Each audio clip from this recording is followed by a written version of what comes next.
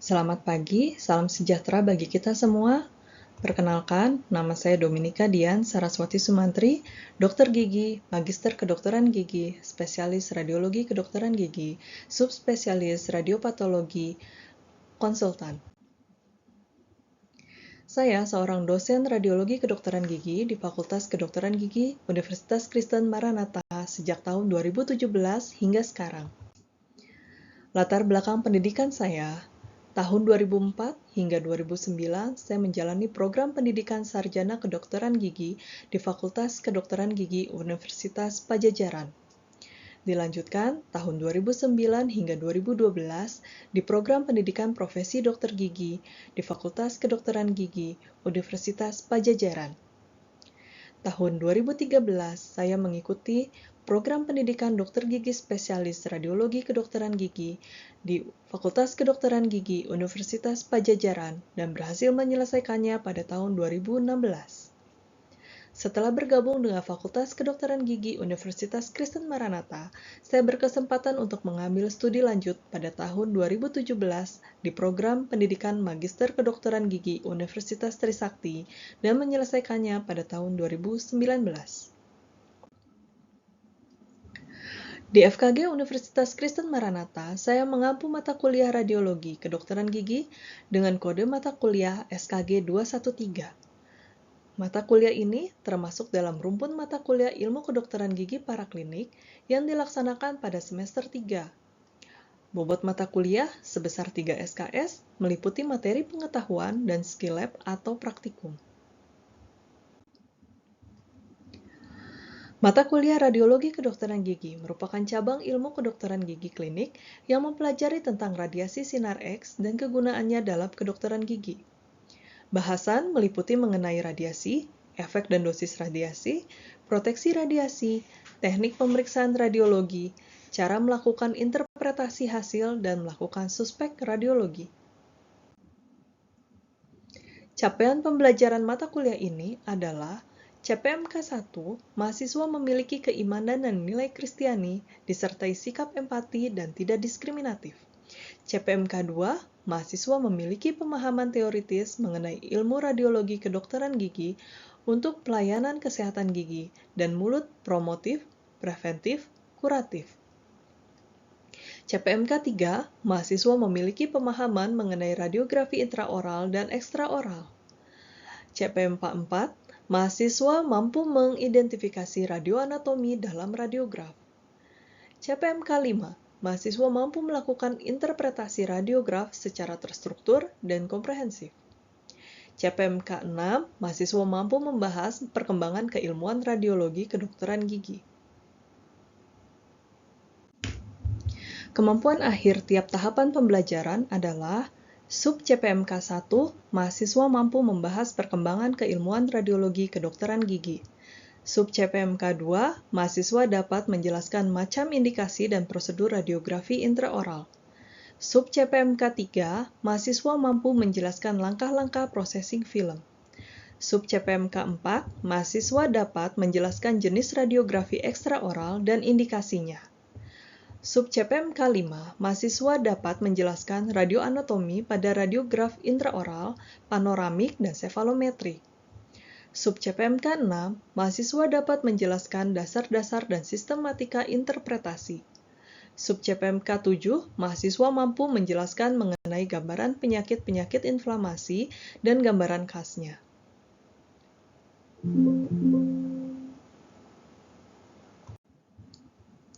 Sub CPMK 8, mahasiswa mampu menjelaskan mengenai gambaran macam-macam penyakit periodontal dan kista pada rahang.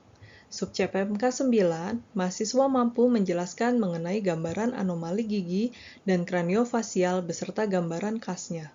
Sub CPMK 10, mahasiswa mampu menjelaskan mengenai gambaran penyakit sistemik, endokrin, dan kelenjaran saliva beserta gambaran khasnya. Sub CPMK 11, mahasiswa mampu menjelaskan mengenai gambaran macam neoplasma jinak dan ganas serta gambaran khasnya. Dan sub CPMK 12, mahasiswa mampu menjelaskan mengenai gambaran trauma dan fraktur pada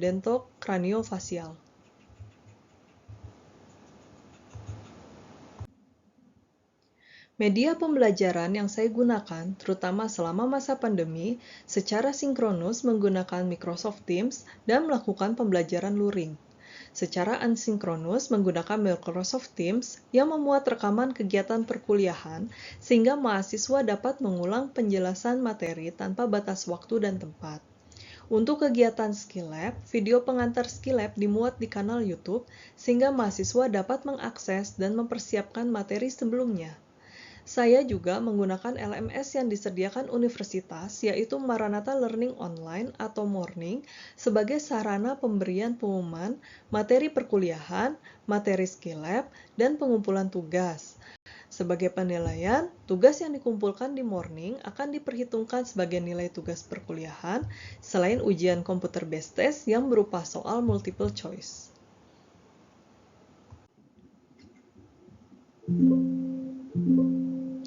Metode pembelajaran mata kuliah radiologi kedokteran gigi yaitu metode kuliah yang dilaksanakan secara daring, skill lab atau praktikum yang dilaksanakan secara luring, dan tutorial atau case-based learning yang juga dilaksanakan secara luring.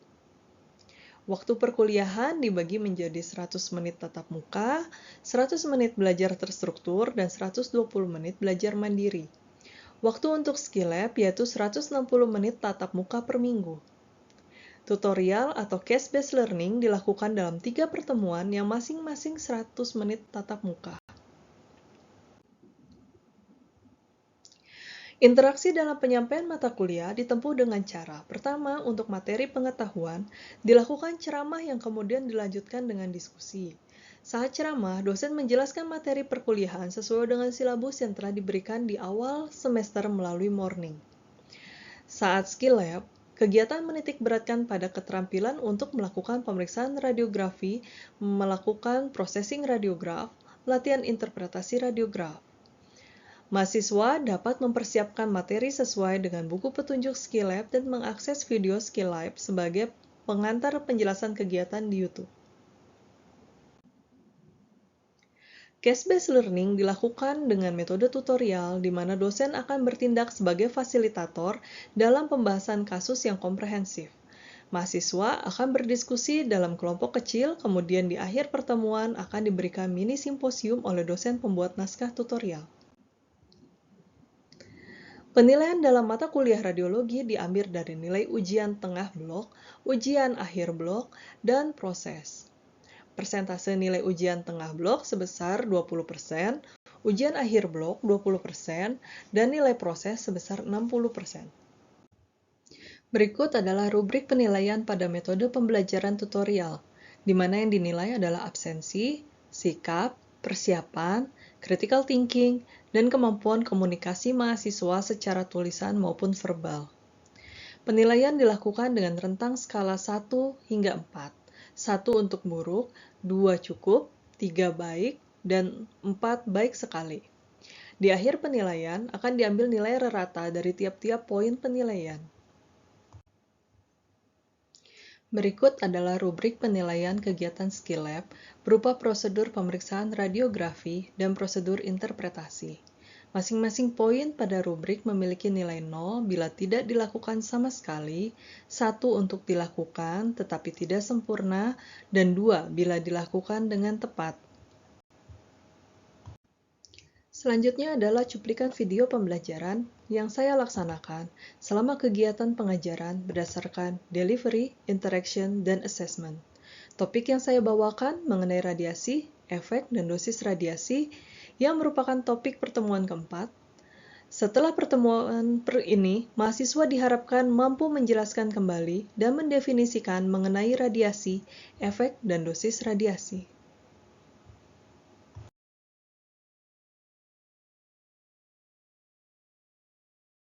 Sudah, yuk. Siapa salah satu minta tolong untuk pimpin doa? Selamat pagi dokter, saya Irner Medit dengan RP 21166. Izinkan saya memimpin doa pada kelas hari ini dengan agama saya Kristiani yang teman-teman lain belum menyesuaikan. Mari kita bersama doa. Ya Tuhan, terima kasih Tuhan atas berkat-Mu pada pagi hari ini ya Tuhan, karena kami sebentar lagi akan memulai kelas kami ya Tuhan. Kiranya Kamu berkati kelas kami ini dari awal, pertengahan hingga akhir. Kiranya Kau beri kami juga kepintaran untuk bisa menerima informasi dan materi dari dokter ya Tuhan. Dan juga Tuhan kiranya Kau memberkati dokter yang memberikan materi, sehingga materi yang beliau berikan agar dapat kami terima dengan baik dan bisa kami aplikasikan kehidupan kami sehari-hari ya Tuhan. Terima kasih Tuhan Yesus, dalam namamu sekarang kami sudah berdoa dan mengucap syukur. Haleluya, amin.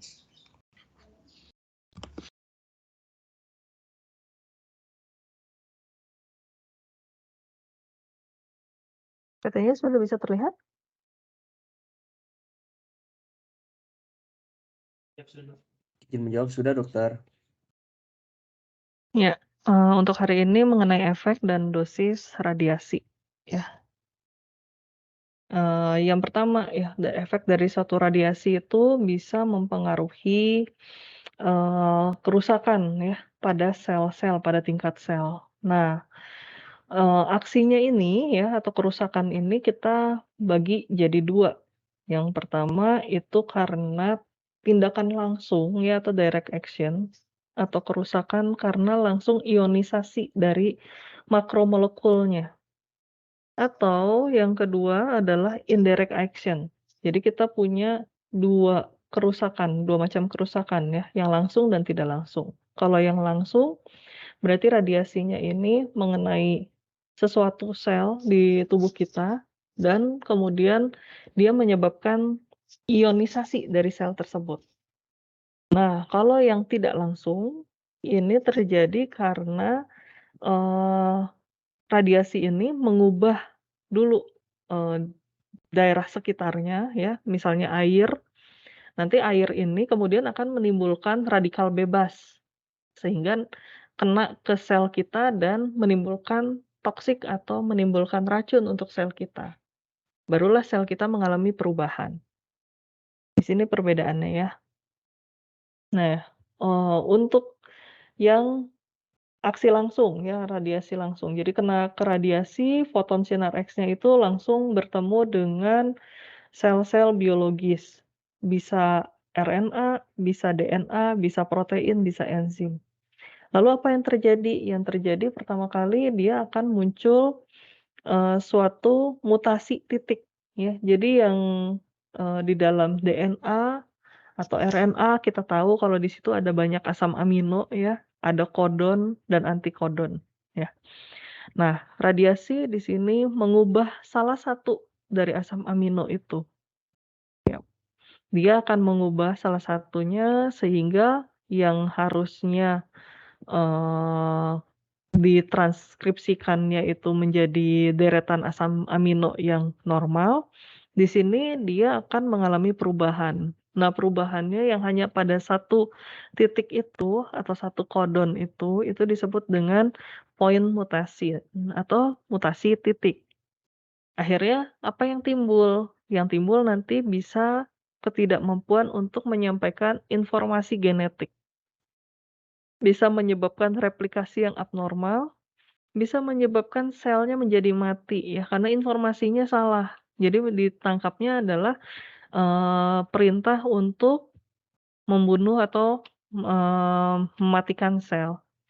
Atau bisa jadi itu hanya berupa sebuah kerusakan yang sementara, ya, nggak lama dan kemudian dia bisa reversible, jadi bisa kembali lagi, memperbaiki diri.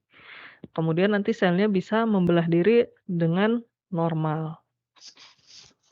Nah, mutasi titik ini bila mengenai sel somatik atau sel tubuh itu bisa menimbulkan malignansi ya atau keganasan akibat radiasi. Kalau dia mengenainya ke sel-sel reproduksi atau sel induk reproduksi, di sini akan berubah yang pertama adalah jenis dan jumlah ikatan asam nukleat ya. Kalau ikatan asam nukleatnya ini berubah menjadi rusak, kemudian, ini pasti faktor yang menyebabkan adalah intensitas dan jenis radiasinya, kemudian waktunya, sehingga nanti yang akan terbentuk adalah dosis radiasi. Nah, kemampuan sel untuk memperbaiki dirinya juga akan rusak ya, jadi dia tidak bisa memperbaiki diri. Nah, kalau sudah seperti itu, maka siklus dari selnya akan berubah, tidak lagi menjadi normal. Dan karena ini pada sel induk reproduksi, dia kelainannya bisa diturunkan. Itu untuk yang aksi langsung dari radiasi ya, efek yang langsung dari radiasi pada tubuh. Nah, kalau yang tidak langsung bagaimana? Yang tidak langsung di sini radiasinya mengenai air pada tubuh. Jadi kita kan tahu ya kalau tubuh kita 70%-nya ini terdiri dari air. Nah, bagaimana kalau misalnya air di tubuh kita terkena oleh foton sinar X? Air di tubuh kita bila terkena foton sinar X, dia akan mengalami ionisasi karena sinar X ini masuk ke radiasi pengion ya. Jadi maksudnya pengion dia punya sifat untuk melakukan ionisasi pada apa yang dia temukan. Nah, air ini dia akan terionisasi menjadi H2O positif dan elektron ya. Inilah yang akan menjadi radikal bebas ya nanti. Ketika dia menjadi radikal bebas, dia bisa mengenai ke DNA dari tubuh kita ya atau dari sel kita. Nah, DNA-nya berubah, dia akan mengalami mutasi lagi ya dalam, pengkodingannya. Nah, bagaimana kalau si radikal bebasnya itu sendiri? Radikal bebasnya itu sendiri dia akan bergabung lagi dengan air yang ada di sekitarnya, dia membentuk hidrogen peroksida, ya, atau hidroperoksil radikal. Nah, kedua bahan ini dia sifatnya toksik untuk sel, sehingga kalau misalnya kita memiliki hidrogen peroksida atau radikal hidropedroksil ini, selnya akan lebih mudah mengalami kerusakan. Ya, begitu juga berikut dengan DNA-nya ya, karena mudah untuk mengalami kerusakan. Nah, kerusakannya itu disebut dengan kerusakan biologis. Nah, radikal bebas ini apakah akan berhenti di situ? Tidak, tapi radikal bebas ini dia punya energi yang cukup besar, sehingga dia bisa memberikan efek pada sel-sel di sekitarnya. Nah, mungkin kalau misalnya bicara tentang radikal bebas, mmm, akan sering kita dengar ya dari iklan-iklan produk gitu ya. Nah, itulah salah satunya radikal bebas itu, kenapa ditakuti, kenapa kita hindari gitu ya. Nah, itu karena dia punya aksi untuk bersifat toksik dan akan membunuh sel-selnya, ya. Makanya nanti orangnya akan biasanya kalau misalnya terkena radikal bebas yang, sering disebut-sebut adalah aging ya, mengalami, aging lebih cepat, gitu. Kemudian mungkin ada penyakit-penyakit lain terkait dengan, radikal bebas ini.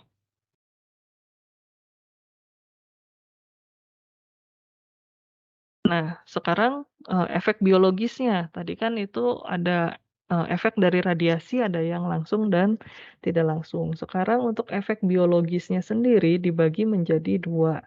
Mungkin ini sudah pernah waktu pas di semester sebelumnya ya disinggung, ada efek deterministik dan ada efek stokastik.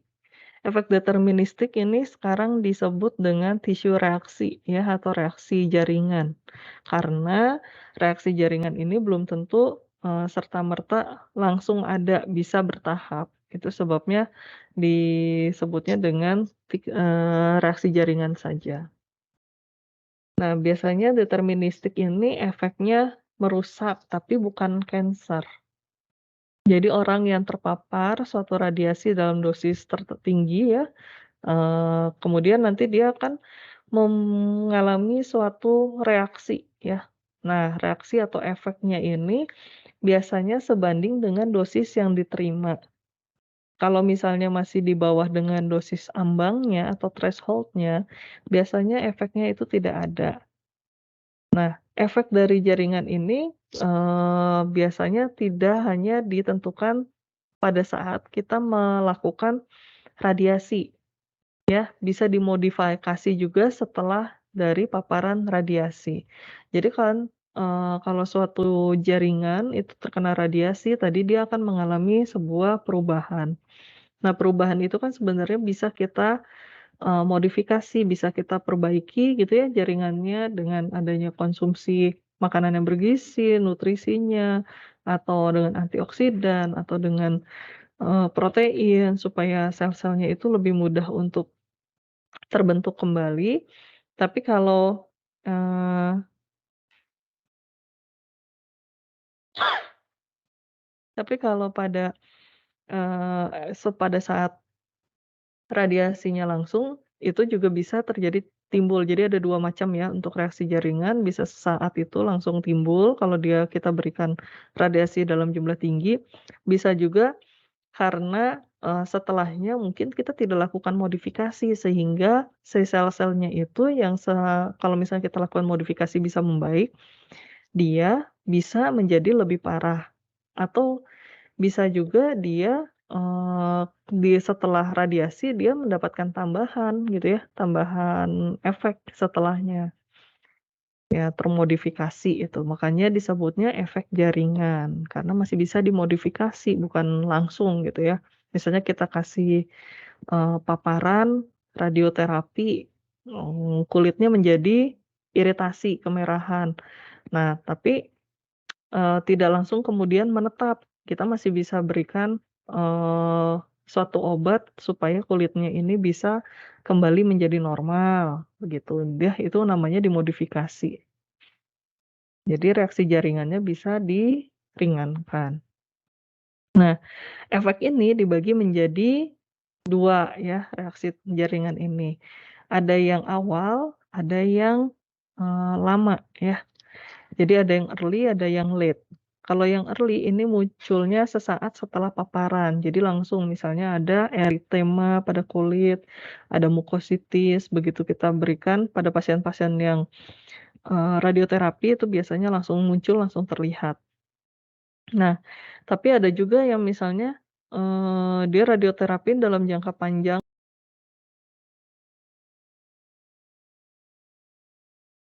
tidak melakukan foto 5 kali hanya untuk menentukan diagnosanya saja. Gitu kan ya.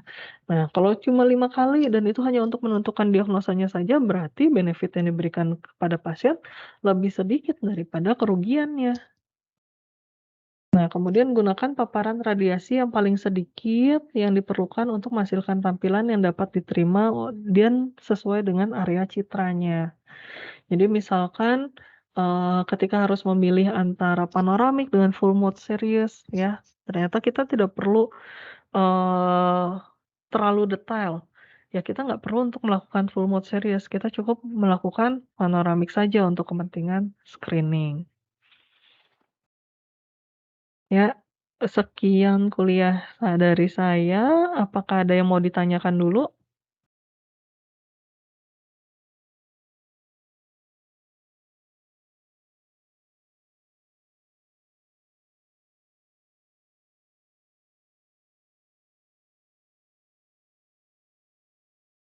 Izin dok, dari saya sudah cukup jelas dok.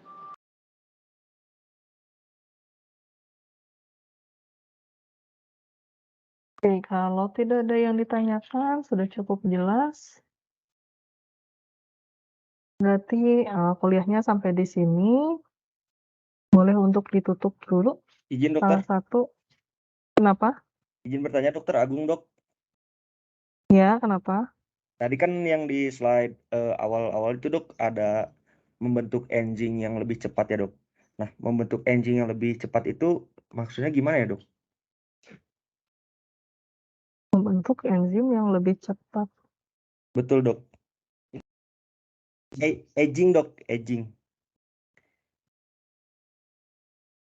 Oh, maksudnya, hasil dari radikal bebas? Iya betul dok. Ya, jadi radikal, kalau itu kan termasuk ke indirect, action ya, jadi ke tahapan yang tidak langsung. Dengan adanya radikal bebas, itu akan terus-menerus ya terjadi, eee, toksik pada selularnya. Sel-selnya itu akan mengalami, keracunan. Kalau udah keracunan dia bisa mengalami kematian. Nah, kalau kematiannya terus-menerus, berarti penuaan pada selnya itu menjadi lebih cepat, ya. kalau penuaan pada selnya itu menjadi lebih cepat, itu biasanya dia akan mengalami proses aging atau proses penuaan, begitu. Nah, mungkin kalau misalnya kamu kalau yang perempuan mungkin tahu ya, kalau misalnya aging itu kaitannya misalnya dengan penurunan jumlah kolagen pada kulit gitu ya. Nah, itu juga salah satu efek-efek dari radikal bebas. Nah, menghentikannya bagaimana atau menanganinya bagaimana? Asupan antioksidannya harus di-booster, begitu. Jadi maksudnya aging-nya itu adalah karena kerusakan sel menjadi lebih cepat kematiannya karena ada, racun yaitu tadi, hidrogen peroksida sama radikal peroksidoksil itu.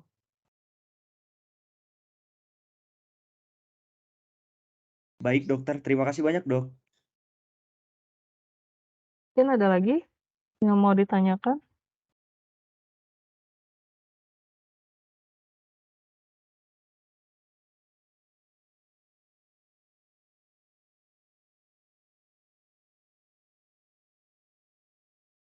Izin dok, dari saya sudah cukup dokter. Dokter. Kalau misalnya sudah cukup, tidak ada lagi yang ditanyakan, boleh minta tolong salah satu untuk menutup dengan doa.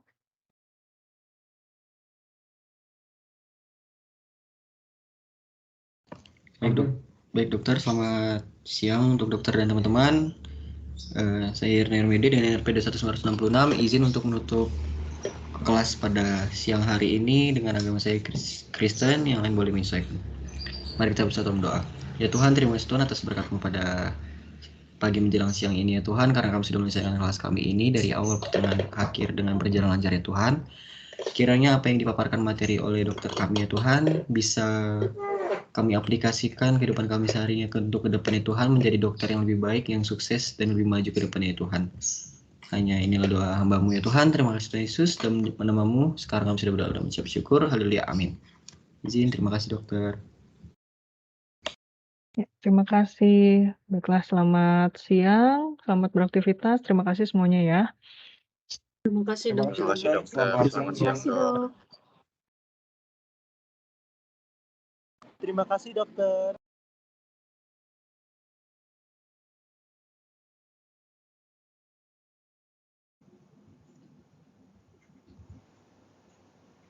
Berikut ini adalah contoh penilaian yang saya lakukan melalui tugas setelah perkuliahan dan skill lab untuk menilai pemahaman mahasiswa terhadap materi yang dikumpulkan di morning.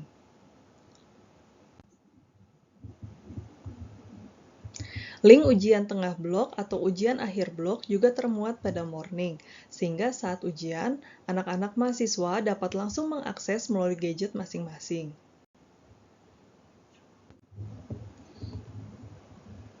Sekian pernyataan diri dosen unjuk kerja Tridharma Perguruan Tinggi saya. Terima kasih.